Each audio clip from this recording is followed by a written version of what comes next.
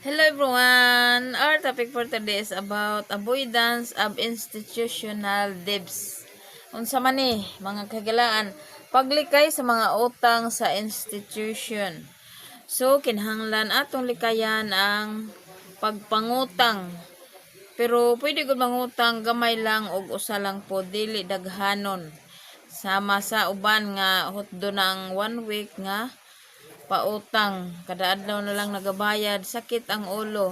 So aron malikayan, so avoiding institutional debts. Number 1, financial freedom, na atay freedom. Kaduha, less stress, makabawa sa atong stress kung dili kita magsigig pangutang. Katulo, more resources for God's work. So Proverbs 22 verse 7, the borrower is slave to the lender. Want to live into debts, pre-living tips. Thank you and God bless. Okay, hello everyone. Our topic for today is about what is the importance of avoidance of institutional debts. Unsa man ni? Paglikay sa mga utang sa institution. So avoid debt. So, brothers and sisters, avoiding institutional debts. Number 1, financial freedom. So, kung dili kita mangutang, naatay freedom. Financial freedom.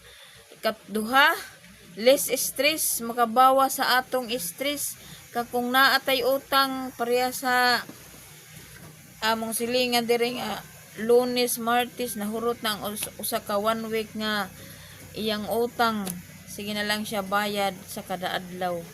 Unya, ikatulo, more resources for God's work.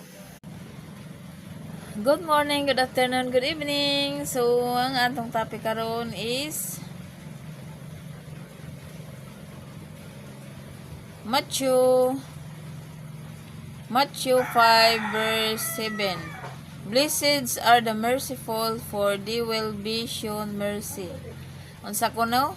Bulahan ang maluluyon kay makadawat og kaluoy. So mga brothers and sisters, kung kita maluluyon, kaluyan usab kita sa Dios.